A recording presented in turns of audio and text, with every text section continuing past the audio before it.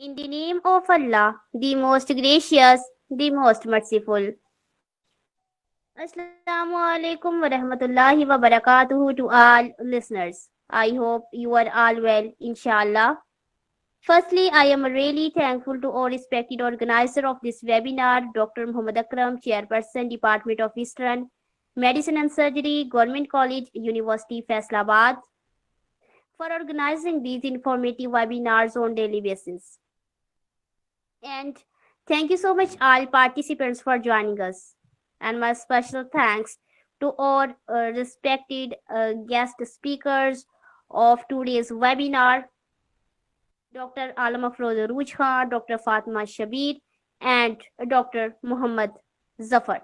Thank you so much for joining us, for your precious time you have given us. Quran में हो गोता जन ए मर्द मुसलमान, कुरान में हो गोता जन ए मर्द मुसलमान, अल्लाह करे तुझको अता जिद्दत करदार। है कोले खुदा कोले मोहम्मद, फरमान न बदला जाएगा, बदलेगा जमाना लाख मगर कुरान न बदला जाएगा। अऊज़ु बिल्लाहि मिनश शैतानिर रजीम। बिस्मिल्लाहिर रहमानिर रहीम।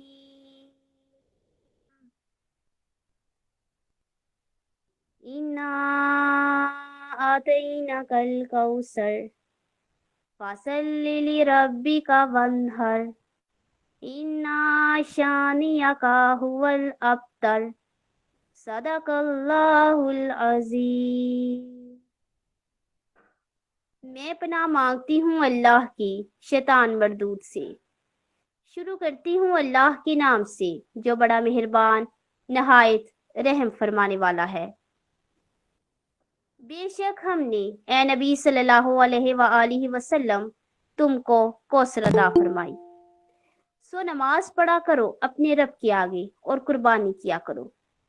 बेशक तुम्हारा दुश्मन वही बेनामो निशान रहेगा।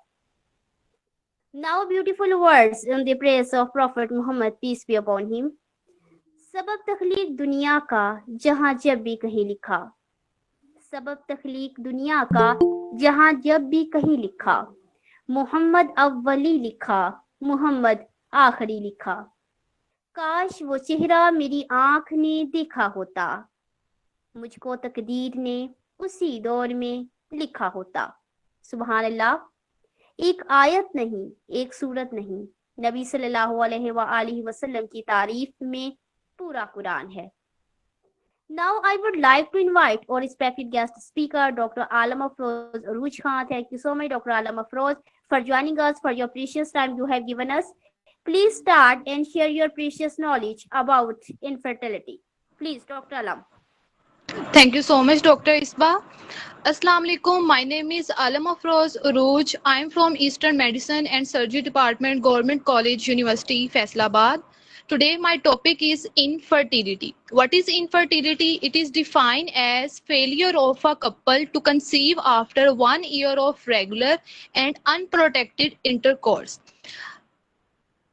After marriage, कम से कम 12 मंथ्स तक आप ये नहीं कह सकते कि इनफर्टिलिटी है, इन केस अगर कंसेप्शन अचीव नहीं हो रही, क्योंकि जो फर्स्ट 12 मंथ्स होते हैं उनमें अगर आप तमाम इन्वेस्टिगेशंस करवाते भी हैं तो वो नॉर्मल ही आती हैं। सो उस पीरियड में जो फर्स्ट 12 मंथ्स का ड्यूरेशन होता है उस दौरान जितनी भी आप इन्वेस्टिगेशंस करवाएंगे वो अननेसेसरी होंगी।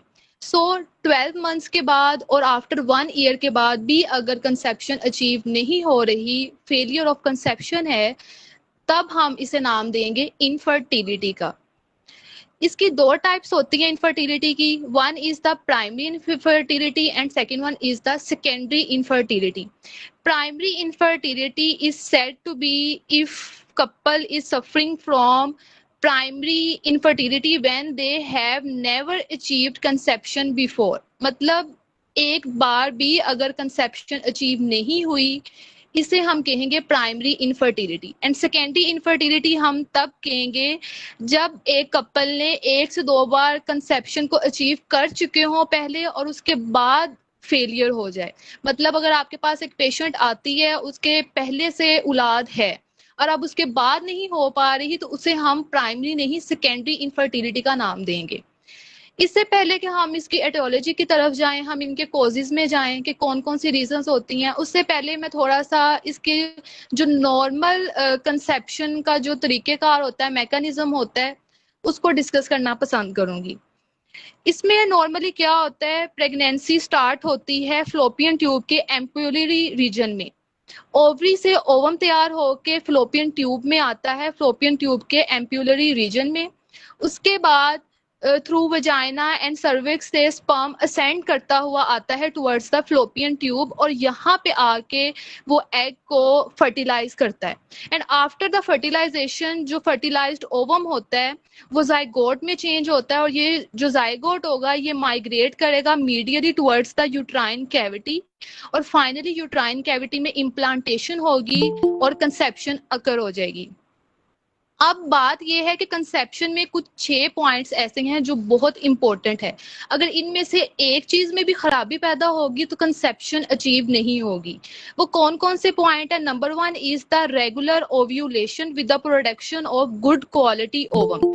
एक तो ये है कि फीमेल की रेगुलर ओव्यूलेशन होनी चाहिए और जो उसका ओवम है वो गुड क्वालिटी का होना चाहिए। It is necessary to achieve conception. उसके अलावा फ्लोपियन ट्यूब्स का पेटेंट होना बहुत जरूरी है।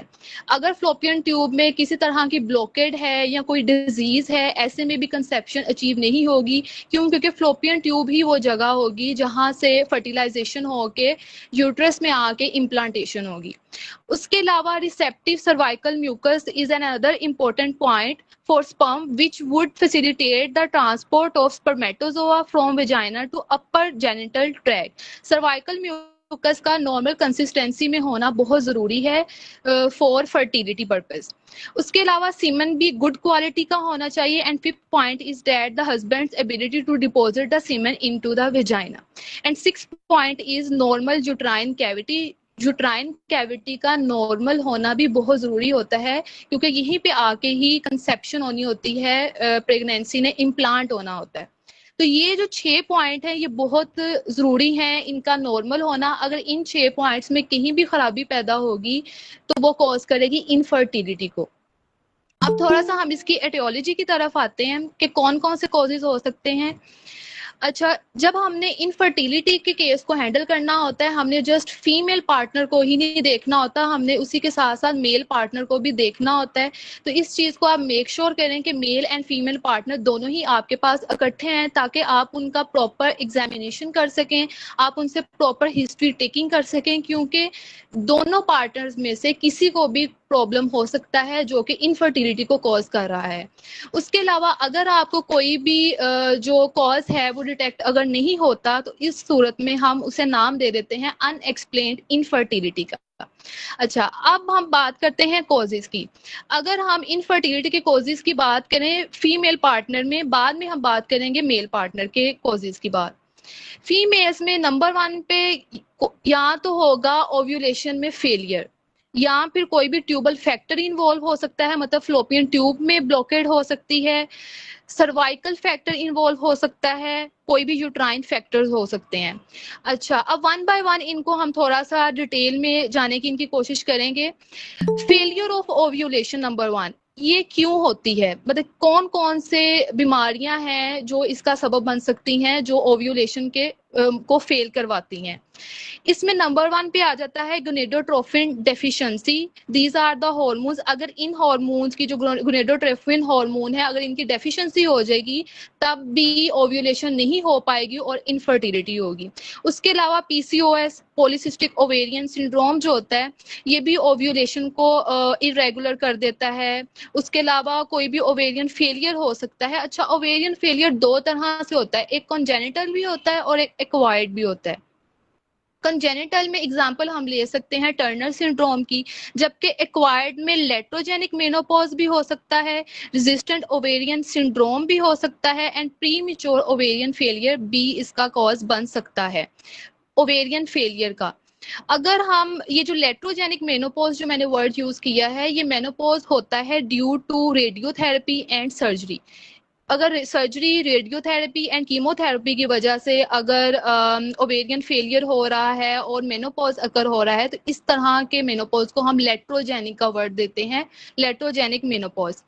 अच्छा, उसके अलावा जो फेलियर ऑफ ओव्यूलेशन है वो हो सकता है प्रोलैक्टिन हार्मोन लेवल के बहुत ज्यादा इंक्रीज हो जाने से, जिसे हम कहते हैं हाइपर प्रोलैक्टिनीमिया। हाइपर प्रोलैक्टिनीमिया का जो पेशेंट होता है उसमें ग्लैक्टोरिया के भी साथ में सिम्टम्स आएंगे।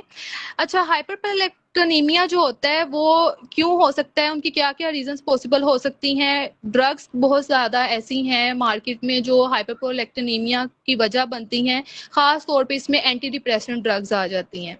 उसके अलावा कोई भी पिट्यूटरी ट्यूमर हो सकता है, प्राइमरी हाइपोथायरॉयडिज्म भी हो सकता है। और रिसेंटली मैं एक पेशेंट लीवर सिरोसिस की हैं उनको डील कर रही हूँ, और उनका भी लीवर सिरोसिस की वजह से ही उनको ग्लैक्टोरिया की शिकायत थी, उसका सिम्टम था, और जब उनका हार्मोन लेवल चेक करवाया गया प्रोलैक्टिन का, तो वो बहुत ज्यादा उनका हाई था।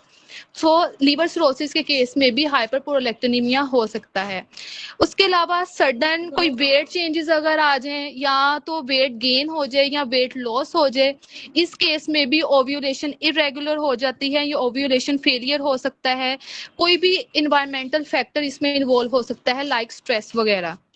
उसके अलावा कुछ जो ड्रग्स होती हैं like methyldopa, antidepressants, digoxins and reserpines वगैरह, ये ऐसी सिंथेटिक ड्रग्स हैं जो कॉज करती हैं फेलियर ऑफ ओव्यूलेशन को।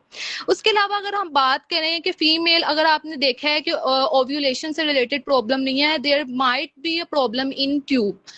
Tube means fallopian tube. तो अगर फ्लोपियन ट्यूब में है कोई ब्लॉकेड है, तो उसकी रीजंस क्या क्या हो सकती हैं।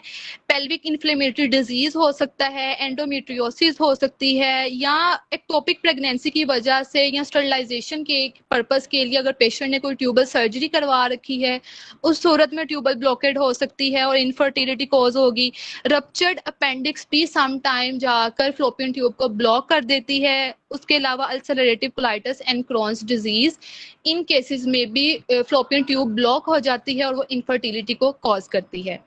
उसके अलावा अगर हम सर्वाइकल फैक्टर्स की बात करें, अगर तो सर्वाइकल म्यूकस जो है वो रिड्यूस्ड इन अमाउंट होगा तब भी इनफर्टिलिटी को कॉज करेगा, और अगर उसमें एंटी स्पर्म एंटीबॉडीज मौजूद हैं जो कि स्पर्म को आते ही किल आउट कर देंगी, तब भी कंसेप्शन अचीव नहीं होगी और इनफर्टिलिटी होगी। उसके अलावा लास्ट पे एक फैक्टर आ जाता है यूट्राइन फैक्टर फीमेल्स में। तो अगर, क्योंकि ये जो यूट्रस होती है यहीं पे आगे फर्टिलाइज्ड ओवर ने इम्प्लांट होना है, और अगर यहीं पे अगर मल्टीपल सब म्यूकस फिब्रॉइड्स होंगे या इंट्रा यूट्राइन एडिशंस होंगी, एडिनोमायोसिस वगैरह, या फिर पॉलिप्स वगैरह, अगर कुछ भी इस तरह का कुछ होगा यूट्रस के साथ, तो इस सूरत में भी इनफर्टिलिटी हो सकती है। अच्छा, ये थे कॉजेज फीमेल पार्टनर के। अगर हम बात करें मेल पार्टनर के कौन कौन से कॉजेज हो सकते हैं इनफर्मिलिटी से रिलेटेड, तो उसमें सबसे नंबर 1 पे आ जाता है सीमन का एबनॉर्मल होना। सीमन एबनॉर्मल हो सकता है किन किन सूरत में, या तो उसका लो स्पर्म काउंट हो सकता है, या फिर उसकी मोटिलिटी रिड्यूस हो सकती है। There might be abnormality in their morphology, और उसके अलावा उसके वॉल्यूम के रिड्यूस हो जाने की वजह से भी ये हो सकता है। तो ये सब चीजें हमने पॉइंट्स देखने होते हैं एबनॉर्मल सीमन में। जो नॉर्मल स्पर्म काउंट होता है it should be 15 to 200 million per millilitre, लेकिन अगर less than 20 million per millilitre होगा तो इसे हम कहेंगे कि it is the low sperm count. उसके अब ये लो स्पर्म काउंट किन किन रीजंस की वजह से हो सकते हैं, अगेन हार्मोनल डेफिशिएंसी की वजह से हो सकता है, या इम्पेयर टेस्टिकुलर फंक्शंस की वजह से हो सकता है। कुछ पेशेंट्स होते हैं उनको मम्स होते हैं, या फिर उन्होंने कोई भी हर्नियोरेफी करवाई रखी होती है। उसके अलावा ट्रोमा, टोर्जन, वेरिकोसील्स, या फिर कुछ ड्रग्स लाइक रेडिएशन, स्टीरॉइड्स, कुछ लोग जो है सेक्स स्टीरॉइड्स को बहुत ज्यादा यूज करते हैं, anticonvulsant drugs, cigarette, smoking, alcohol, कोई भी क्रॉनिक एलिमेंट हो सकती है like liver disease, renal failure, malignancies, diabetes mellitus, multiple sclerosis. तो ये सारी चीजें जो हैं ये इम्पेयरमेंट कॉज करती हैं टेस्टिकुलर फंक्शंस की। उसके अलावा कंडक्शन सिस्टम में कोई डिफेक्ट हो सकता है जिसकी वजह से लो स्पर्म अकाउंट है, और उसमें ये कंजेनिटली अगर एब्सेंट है, वाज वास्ट रेफरेंस या फिर वास्ट रेफरेंस में कोई ना कोई ऑब्स्ट्रक्शन हो गई है जेनिटो यूरिनरी इन्फेक्शन की वजह से, या फिर पेशेंट ने वेजेक्टमी करवा रखी है, तो इन सूरत में भी जिसमें कंडक्शन सिस्टम डिफेक्ट आ जाता है तो ये लोअर स्पर्म काउंट का वजह बनता है। उसके अलावा रिड्यूस्ड मोटिलिटी की बात करें तो मोटिलिटी नॉर्मली जो है वो होनी चाहिए मोर देन 50।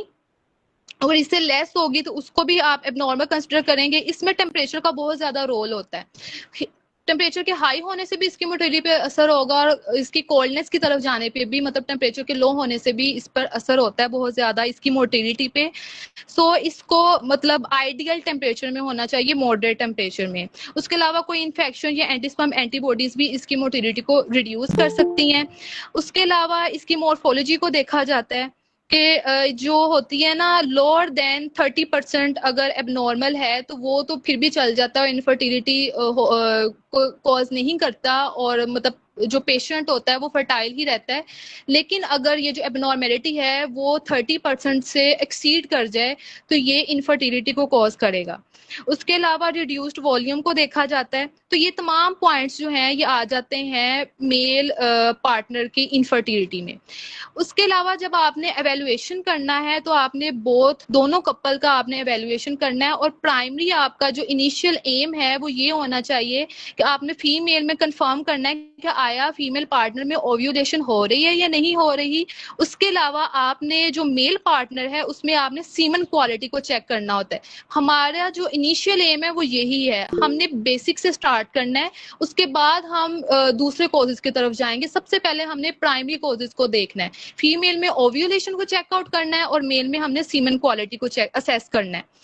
उसके बाद हम जाएंगे ट्यूबल पेटेंसी की तरफ या सर्वाइकल फैक्टर, यूट्राइन फैक्टर्स की तरफ। अच्छा, अब सेकंड स्टेप आ जाता है आपके पास हिस्ट्री का। इसमें डिटेल्ड हिस्ट्री लेना बहुत ज्यादा इंपॉर्टेंट होता है। जितनी आपकी हिस्ट्री टेकिंग के ऊपर ग्रिप होगी उतना ही अच्छा आपका डायग्नोसिस भी होगा।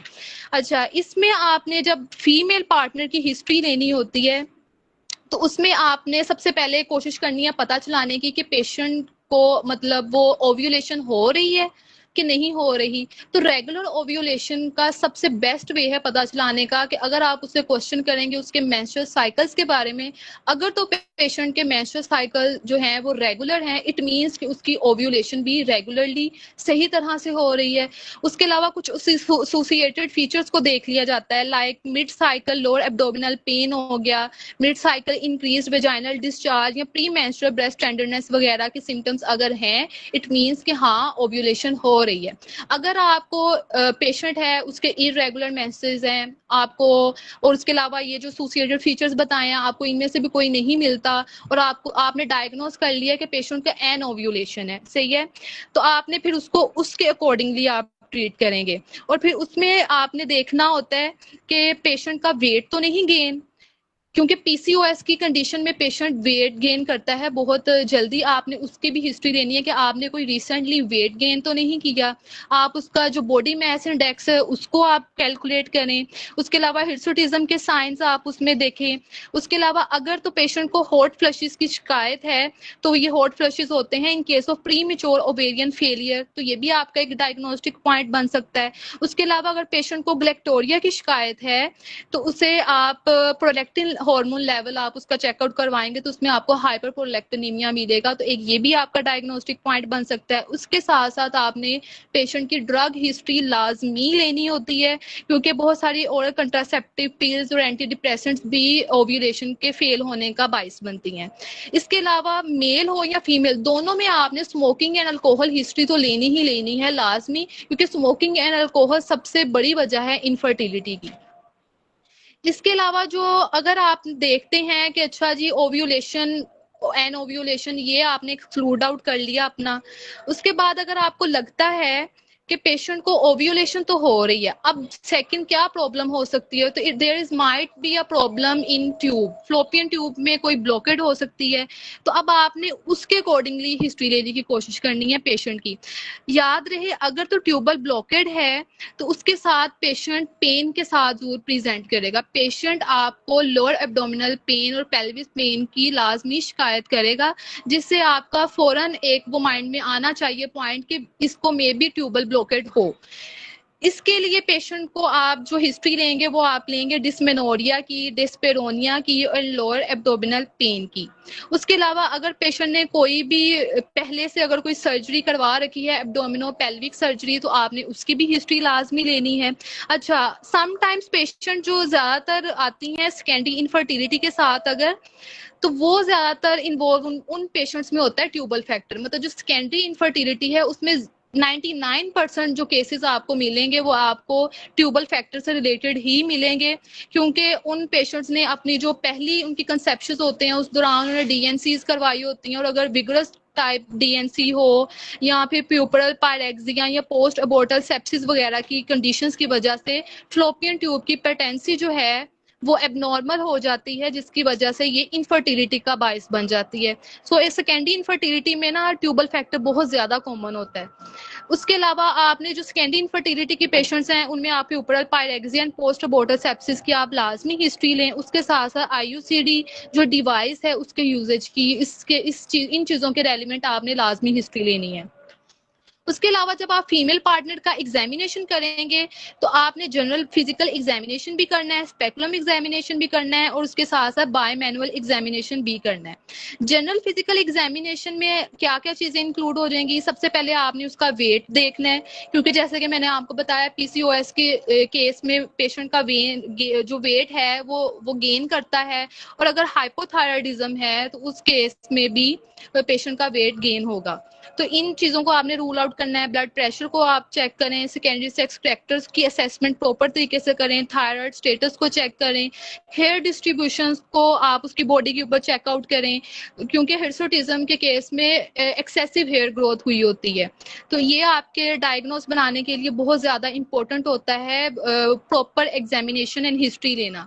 उसके अलावा आप जो उसकी ब्रेस्ट है उसको थोड़ली एग्जामाइन करें ग्लैक्टोरिया के लिए, और एब्डोमेन को देखें अगर कोई भी एब्डोमिनोपेल्विक मैस है या नहीं है उसको प्रॉपरली चेकआउट करें। स्पेकुलम एग्जामिनेशन में आपने सर्विक्स को एग्जामाइन करना होता है कि यहाँ पे कोई स्टीनोसिस वगैरह तो नहीं है, या फिर आपने जो सर्वाइकल सिक्रीशंस हैं, जो म्यूकस है, उसकी कंसिस्टेंसीज को आप चेक करें कि थिक है, थिन है, कम है, ज्यादा है। तो इन चीजों को आपने थ्रू स्पेकुलम एग्जामिनेशन ही रूल आउट कर लेना होता है। And through bye manual examination आपने यूट्रस को असेस करना होता है। आपने यूट्रस को साइज को, उसकी पोजीशन को, उसकी मोबिलिटी को अच्छी तरह से पल्पेट करना होता है, और देखना होता है कि उसके जो यूट्रस के जो इर्द गिर्द के एरियाज हैं वहां पे कोई मैस तो नहीं है, और अगर मैस आपको डिटेक्ट होता है तो आप उस मैस को भी, उसके साइज को देखें, आप उसकी मोबिलिटी को देखें, उसकी टेंडरनेस को देखें। तो ये था examination related to female partner.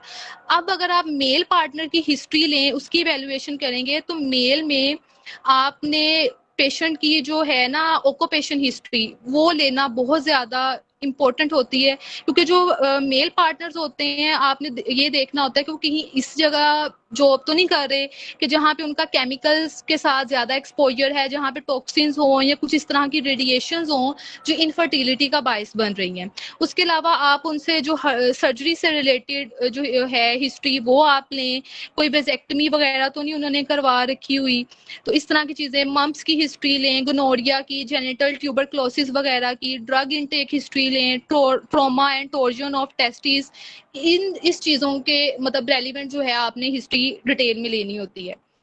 इसके अलावा आपने जो मेल पार्टनर का जो एग्जामिनेशन करना है, अगेन आपने वैसे इनका भी सेम वेट आपने देखें, उनकी बॉडी बिल्ड को देखें, ब्लड प्रेशर को मेजर करें अच्छी तरह से, और उसके अलावा आपने एक्सटर्नल जेनिटेलियाज को आपने लाजमी जो है थोड़ली सारा एग्जामाइन करना है। अगर कोई आपको एबनॉर्मेलिटी डिटेक्ट होती है तो आप उसको लाजमी देखें। उसके अलावा अब हम आते हैं इन्वेस्टिगेशंस की तरफ। कौन कौन सी पॉसिबल इन्वेस्टिगेशंस हो सकती हैं इनफर्टाइल कपल के लिए? फीमेल पार्टनर में आप ओव्यूलेशन को डिटेक्ट करने के लिए, अगर आप को लगता है कि मैंने हिस्ट्री प्रॉपर नहीं ले पाई, अब मैं इन्वेस्टिगेशन के थ्रू पता करवाना चाहती हूँ, कंफर्म करवाना चाहती हूँ कि पेशेंट में ओव्यूलेशन हो रही है या नहीं हो रही, तो उसके लिए जो बेस्ट टेस्टिंग होती है वो होती है हार्मोनल एसे। हार्मोनल एसे जो है इसमें प्रोजेस्टेरोन का लेवल चेकआउट करवाया जाता है। जो वुमेन्स जिन वुमेन्स में regular 28 days of menstrual cycle हो रहा होता है तो उनमें ये बेस्ट और रिलायबल मेथड होता है प्रोजेस्टेरोन, सीरम प्रोजेस्टेरोन को मेजर एक्सपायर करना on the day of 21 of the cycle. जो साइकिल का 21वां दिन होता है उस दिन आपने ये टेस्ट करवाना होता है।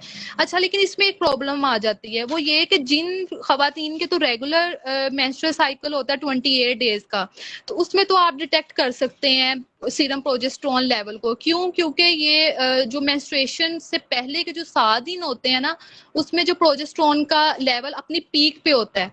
तो ये बहुत अच्छी आपको वो एक कह लें कि डायग्नोस्टिक पॉइंट दे जाता है कि पेशेंट में ओव्यूलेशन हो रही है या नहीं हो रही। लेकिन जिन खवातीन के इरेगुलर पीरियड्स हैं उनमें ये हार्मोनल ऐसे करवाना थोड़ा सा मुश्किल हो जाता है। तो फिर ऐसे में क्या होता है कि हम 4 कंसेक्यूटिव डेज की सैंपलिंग करवाते हैं। जिनके रेगुलर है उसमें तो जस्ट एक सैंपल ही काफी होता है 21st डे पे, लेकिन जो इरेगुलर के साथ होती हैं वो हमने 20 डे से लेके आपने ऑनवर्ड 4 डेज तक कंसेक्टिव आपने सैंपलिंग करवानी होती है ताकि सही से डिटेक्शन हो पाए। उसके अलावा ओव्यूलेशन को आप डिटेक्ट कर सकते हैं थ्रू अल्ट्रासाउंड। ओवेरियन अल्ट्रासाउंड करवाया जाता है जिसमें सीरीज ऑफ अल्ट्रासाउंड करवाई जाती हैं और इसमें हम ओवेरियन फॉलिकल की ग्रोथ को फॉलो कर रहे होते हैं। और जैसे ही ओव्यूलेशन होती है जो फॉलिकल का साइज जो है वो या तो एकदम से रिड्यूस हो जाता है या कंप्लीटली वो डोमिनेंट फॉलिकल जो होते हैं वो डिसअपीयर ही हो जाते हैं। तो ऐसे में आपको पता चल जाता है कि ओव्यूलेशन हो रही है या नहीं हो रही। ओव्यूलेशन कहते हैं जब फॉलिकल में से ओवा का बाहर निकल आना, मतलब जो एग होता है अगर वो फॉलिकल में से बाहर निकल आए, फॉलिकल एक होती है थैली सी फ्लोपियन ट्यूब के अंदर, तो वो जब उसके अंदर से बाहर निकल आता है तो हम उसे कहते हैं ओव्यूलेशन होगी। जब तक ओव्यूलेशन नहीं होगी तब तक एग जो है वो स्पर्म के साथ मिलकर फर्टिलाइज नहीं होगा और वो जाइगोट नहीं बनाएगा। तो ओव्यूलेशन इस हवाले से बहुत ज्यादा इंपॉर्टेंट होती है। उसके अलावा हमने ओव्यूलेशन का पता लगवा सकते हैं थ्रू बेसल बॉडी टेम्परेचर। इसमें देखा जाता है कि जो ल्यूटियल फेज होता है ना, LH phase of the female of menstrual cycle, इसमें प्रोजेस्टेरोन का लेवल जो है वो राइज होता है। पहले एस्ट्रोजन का होता है, जैसे ल्यूटियल फेज स्टार्ट होता है तो प्रोजेस्टेरोन का लेवल अप होना शुरू होता है और इसको समझा जाता है प्रोजेस्टेरोन को एज अ थर्मोजेनिक। ये पेशेंट का या किसी भी फीमेल का जो बेसल बॉडी टेम्परेचर है उसको थोड़ा सा राइज करता है फ्रॉम 0.5 to 1 डिग्री सेल्सियस तक का। लेकिन इसमें ये होता है कि पेशेंट को एक टेम्परेचर चार्ट पकड़ा दिया जाता है और उससे कहा जाता है कि आपने सुबह उठते ही डेली बेसिस पे ऊपर आपने अपना टेम्परेचर जो है वो नोट करना है और फिर थोड़ा सा भी जैसे ही उसको चेंज नजर आता है तो इट मीन्स कि यहाँ पे ओव्यूलेशन हो गई है। लेकिन अगेन ये एक थोड़ा सा मुश्किल है और बहुत ज्यादा और भी फैक्टर्स, नंबर ऑफ फैक्टर्स इसमें इन्वॉल्व हो सकते हैं बॉडी टेम्परेचर को बढ़ाने में, तो इसमें आपकी फॉल्स डिटेक्शन भी हो सकती है। तो इसलिए ज्यादा प्रेफरेंस जो दी जाती है वो हार्मोनल एसे को या ओवेरियन अल्ट्रासाउंड को दी जाती है। उसके अलावा अगर आपको लगता है कि पेशेंट को एंडोमेट्रियल ट्यूबरक्लोसिस है तो इस केस में आप ओव्यूलेशन का पता लगा सकते हैं थ्रू एंडोमेट्रियल सैंपलिंग।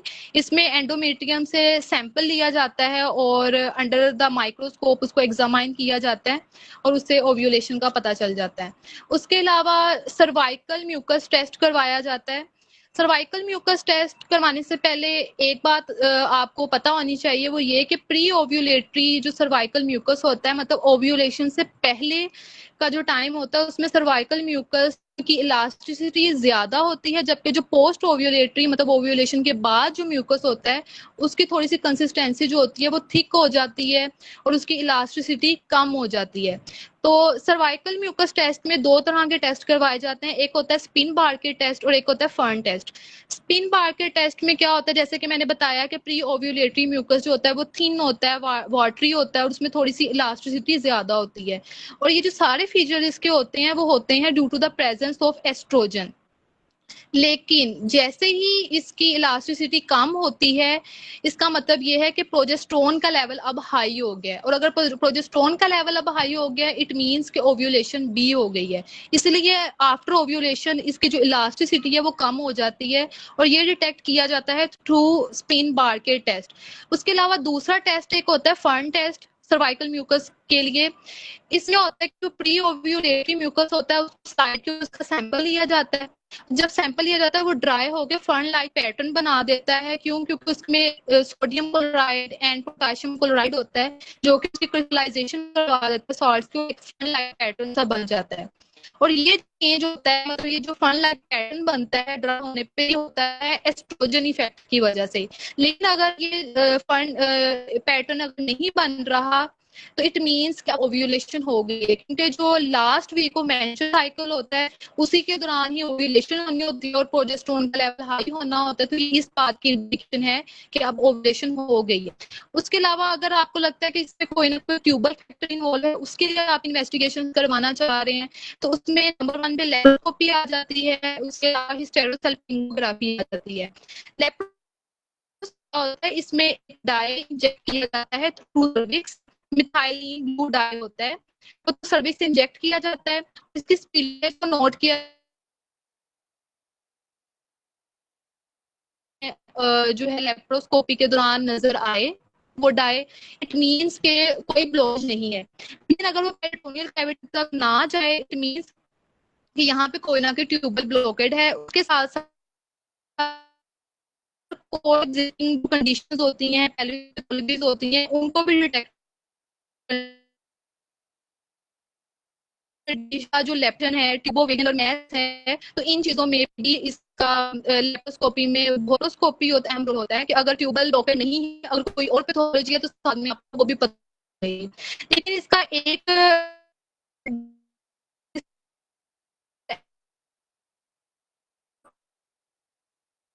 पेशेंट इस टेस्ट को अफोर्ड नहीं कर पाते, फिर इन पेशेंट्स जो अफोर्ड नहीं कर पाएंगे उनके को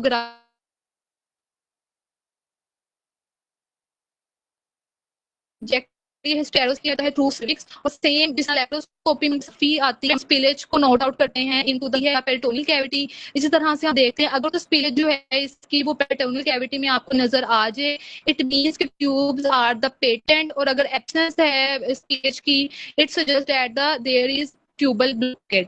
उसके साथ साथ ये जो होती है हिस्टेरोसल्पिंगोग्राफी, इसके साथ साथ ये और अनदर डिजीज को भी डिटेक्ट करने में हेल्पफुल है। ये जो कि इसका है लाइक इंटरयूट्राइन अगर लेयंस हैं, लाइक सबम्यूकस फिब्रॉइड्स हैं, पोलिप है, या इंट्रायूट्राइन एडिशन जिसे एशरमैन सिंड्रोम कहते हैं, ये भी इस टेस्ट के थ्रू डायग्नोस हो जाती हैं। उसके अलावा अगर ट्यूब ब्लॉक है तो ये हिस्टेरोसल्पिंगोग्राफी आपको एग्जैक्ट उस पॉइंट का बता देगी कि इस पॉइंट पे आके ब्लॉकेज है,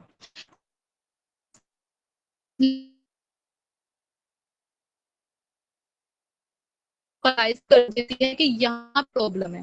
उसके अलावा ये लेस कॉस्टली है, इसमें जनरल एनेस्थीसिया रिक्वायर्ड नहीं होता, और ये एक आपको अच्छा रिकॉर्ड दे जाती है। उसके अलावा अल्ट्रासोनोग्राफी सिंबल जो होती है रियल टाइम अल्ट्रासोनोग्राफी, जिसमें डायरेक्ट से थ्रू सर्विक्स करवा के, तो उसमें भी आपको बहुत सारी चीजों का पता लग सकता है, आप डायग्नोसिस को अपना बना सकते हैं। अगर हम बात करें सर्वाइकल फैक्टर की, अगर में कोई प्रॉब्लम है तो उसके लिए हम पोस्ट क्वार्टल टेस्ट का मेथड होता है। इसमें सिंपली पोस्टीरियर फोर्निक्स से आपने थ्रू थिएटर सैंपल लेना होता है और उसको अंडर द माइक्रोस्कोप चेकआउट करना होता है। पीसीटी जो टेस्ट होता है ये सर्वाइकल फैक्टर को चेक करने के लिए, सर्वाइकल वगैरह तो है, या एंटीबॉडीज होती